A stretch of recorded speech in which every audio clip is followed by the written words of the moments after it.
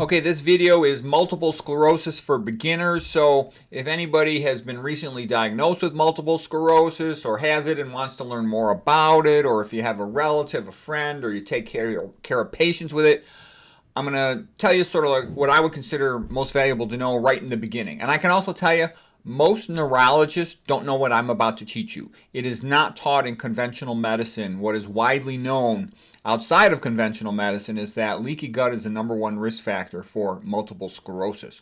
There are a couple of other ones. So a typical MS patient starts having these relatively vague neurologic symptoms that don't fit a typical pattern of stroke, and they go get a brain MRI. And once they get a brain MRI, here's a characteristic appearance.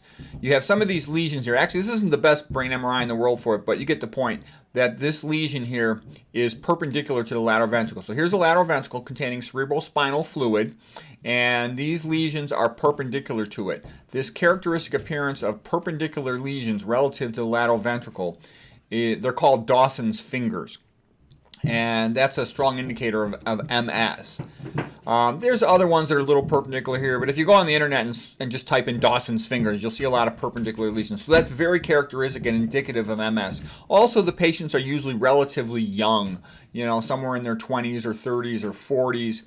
And these these could also be strokes, silent strokes, but usually silent strokes occur later when the patient's in their 50s, 60s, and 70s, etc. I do sometimes see silent strokes in patients in their 30s and 40s, though. So there can be an overlap, there can be confusion, but again, the pattern's usually pretty characteristic. Okay, you can do other things like do a spinal tap and all that, but most of the time from the history and the films, we can tell pretty well the patient has multiple sclerosis. Okay, and it's pretty scary because the neurologist will take the patient and they'll sit them down and they'll say, look, you've got a very high risk of being, in a wheelchair in, 5 years or so from now. You got a very high risk of being severely debilitated, even dead within 10 years. And there's been a lot of wealthy people who, had access to all the best doctors and all that stuff, and they had terrible outcomes. Like, I think of Jacqueline Dupre. She was like one of the best cello players in the whole world. She was married to a real famous musician. I think it was Daniel Barenboim, and she died of MS. And I remember that because my girlfriend was a musician, and we used to play Jacqueline Dupre records. That was back in the days of albums, records, rather than audio CDs. But anyways, this lady right here is a good one. She's got online videos. Her name is Sarai Stanchik, MD. She was diagnosed with multiple sclerosis and was doing very poorly initially until she started reading about nutrition. And she's like, oh my goodness, such great results from the nutritional community. I've got to study that. Is this for real? And then when she did, she's like, oh my goodness. And so she became an eater of a plant-based diet, and she made a dramatic recovery.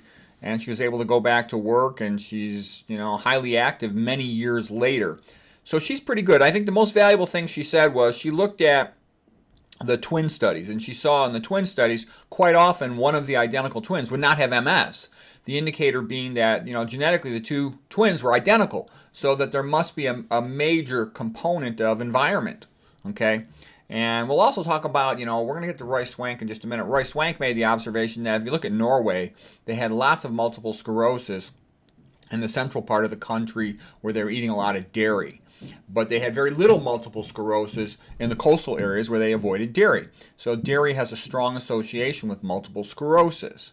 And it's also the case, if you look at the global distribution, you can just type this into your internet browser. Type in global distribution of multiple sclerosis. And what you'll see is, like almost all autoimmune diseases, they're much more common in northern countries. And it's been pointed out, well, why is it that northern countries have so much more autoimmune disease? And it's thought that the main reason is they eat a lot more meat. In the wintertime, in a cold place, there's not that many plants available, so people eat more meat, more eggs, more dairy. Others have said, well, maybe it's the vitamin D. There's more sunshine when you go up north. So it doesn't seem to be due to the vitamin D, but that was a valid thing to bring up. Anyways. Okay, now here is a very famous painting.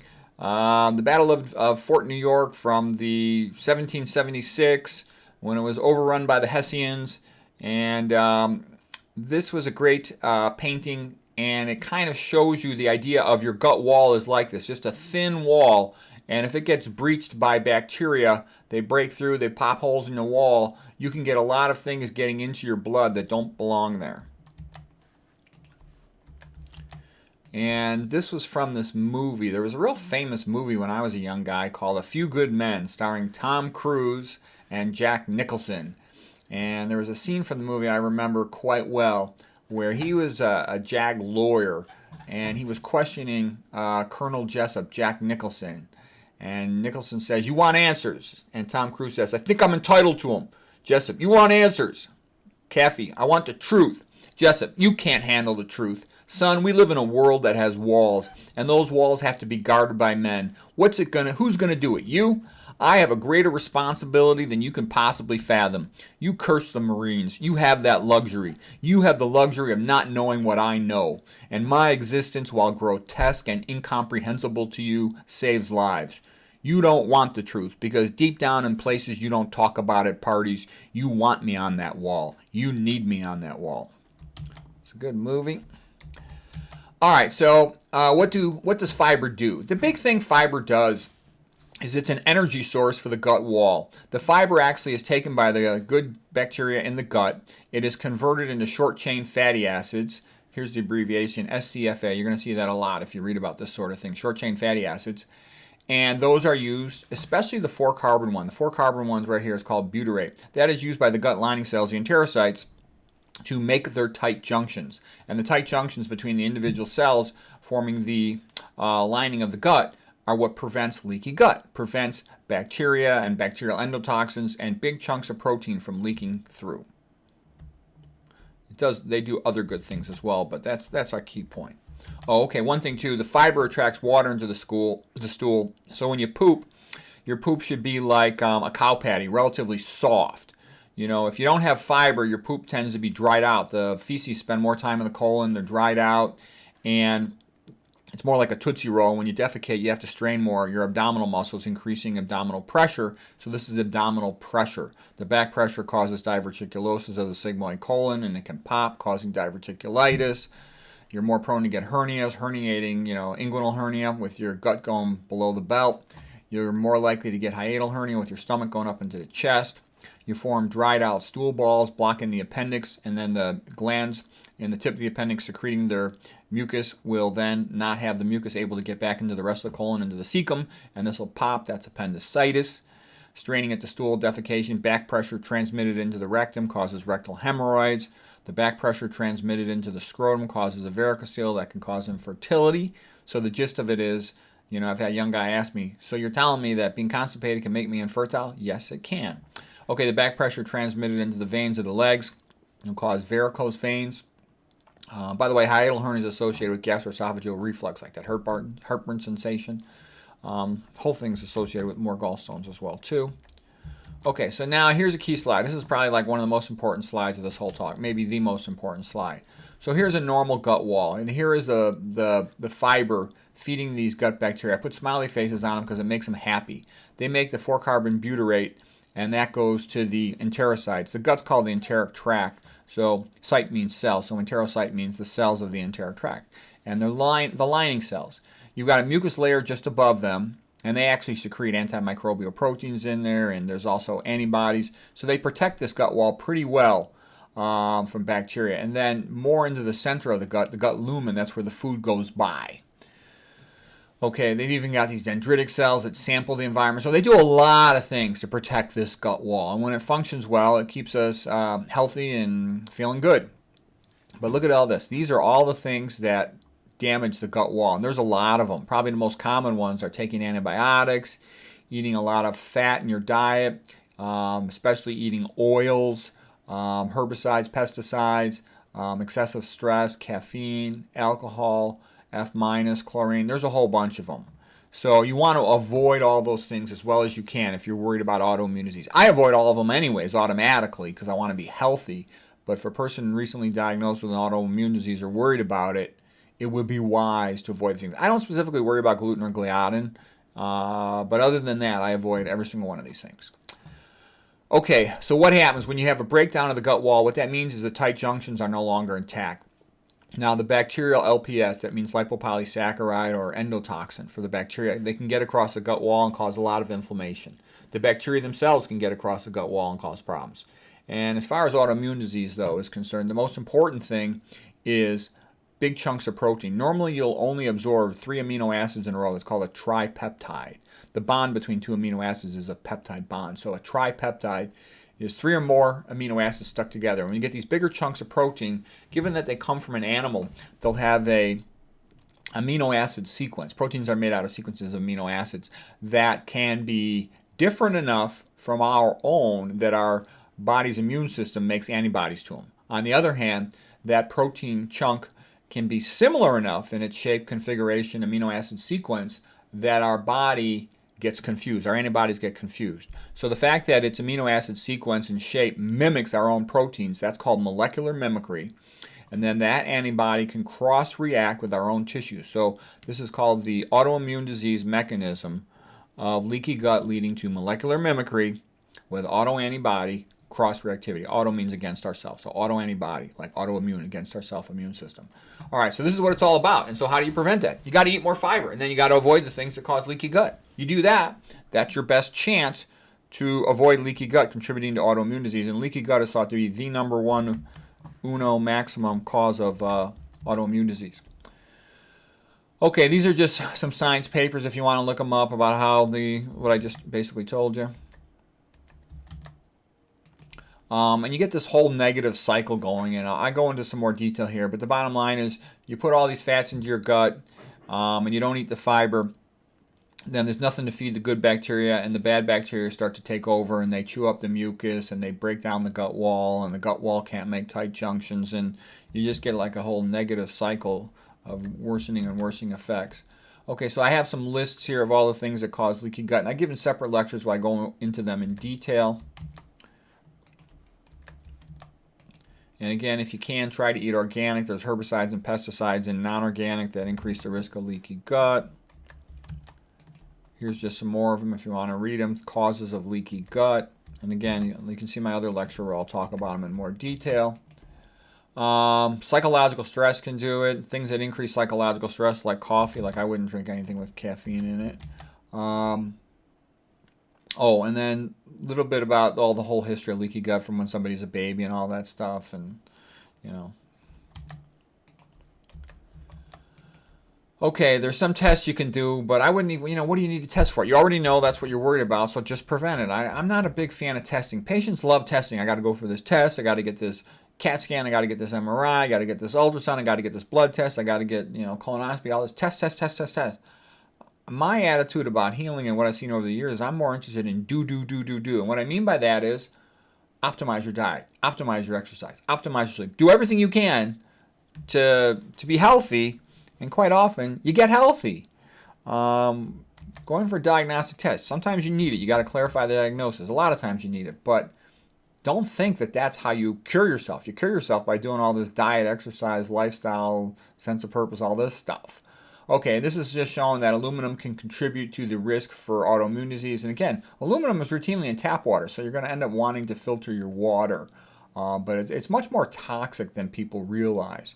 And it's also in the air, It can contribute to causing leaky gut, and then it's related to causing problems with the blood-brain barrier.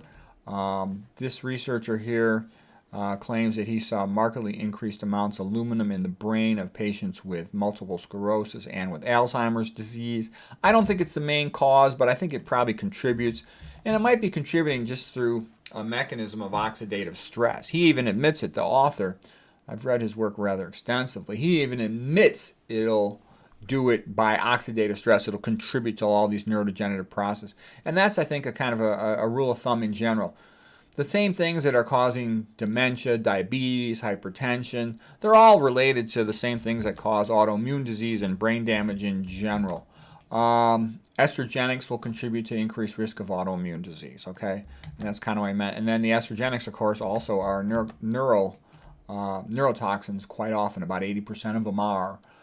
This is just showing how successful low-fat diets are. If you look at the populations that were eating low-fat diets, like let's say China before 1960, they had hardly any multiple sclerosis. In fact, Roy Swank, he was like the most famous neurologist in the world for treating multiple sclerosis. He traveled over there. He said he couldn't find a single MS patient before 1960 out of 1 billion people. Okay. Dr. McDougall was friends with Roy Swank and did a lot of work also in helping to treat multiple sclerosis patients. And he's of the same mind that it's mostly due to autoimmune disease. Now, Swank lived from 1909 to 2008. He was a Canadian neurologist. Later on, he went to Oregon. He was sort of a mentor for Dr. John McDougall. And Swank put all the patients on a low-fat diet. That was after his observation that the people eating a low-fat diet, especially avoiding saturated fat, were much more likely to get MS and had much better long-term outcomes. And Swank did some incredible things. He followed his MS patients at over 34 years. And what he found was most of them were still capable of their activities of daily living versus the ones that had been taking all the pills, the real extensive pills. Over 90% of them at 34 years were either dead or severely disabled. Whereas for Swank at 34 years, 70% of them were still alive. I'm not sure what age they all started following that. And he said 95% of them, the ones that were alive, they were all intact for their activities of daily living. That's rather incredible. So he said diet's the most important thing. It's more important than sunshine, than latitude, than everything else, all the other factors. And he felt the worst thing was the sat fat present in dairy and from eating meat.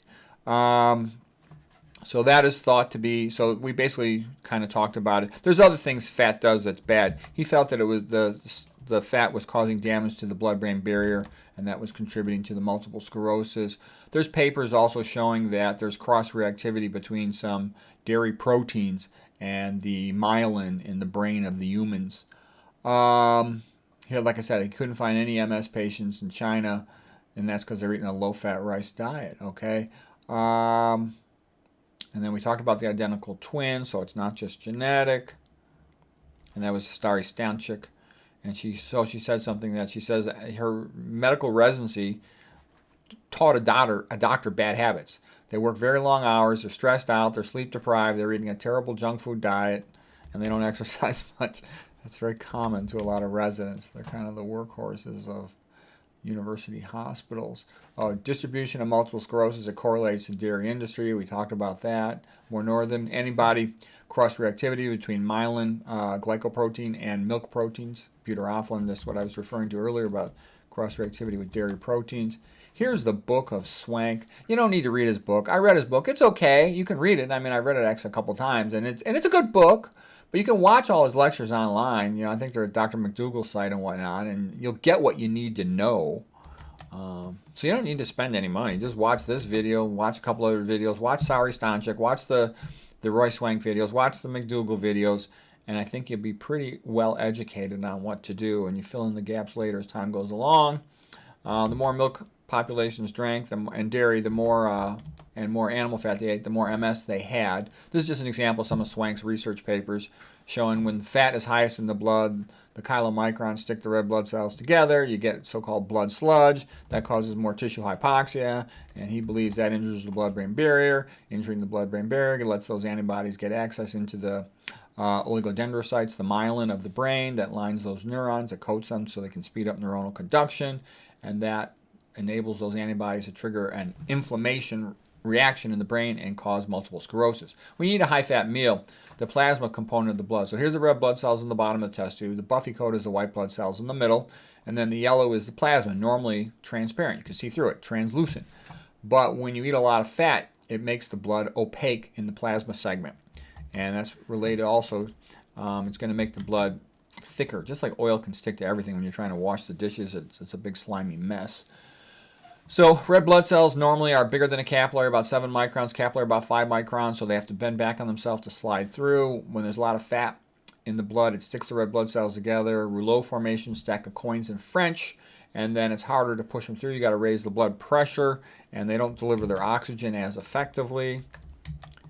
LDL cholesterol makes the blood thicker, increases the blood viscosity, so that's associated with eating saturated fat, with eating animal protein.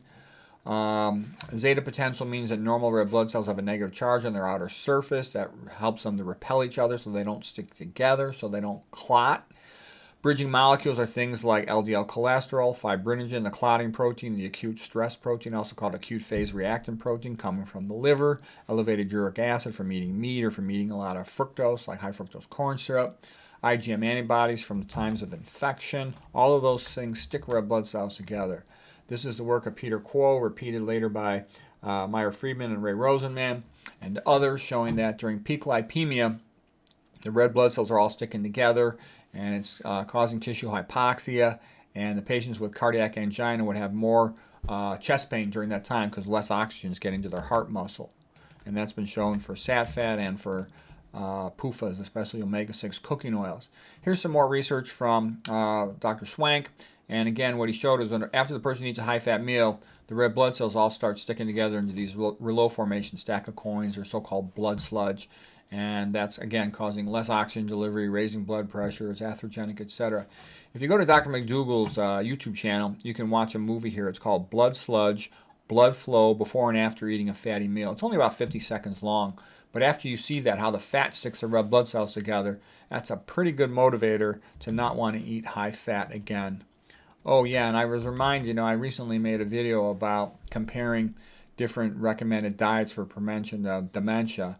And I noted that some of these other doctors, very famous doctors, were promoting essentially what I would call a high-fat diet for prevention of dementia, which I think is stupid.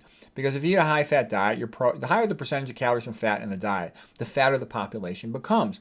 And the fatter the population becomes, the more hyperlipidemia they have, the more hypertension they have, the more diabetes they have. Well, those things all go together. Diabetes, hypertension, and obesity, they all cause increased atherosclerosis, meaning they all cause decreased oxygen delivery to the brain tissue, increased amount of blood-brain barrier breakdown.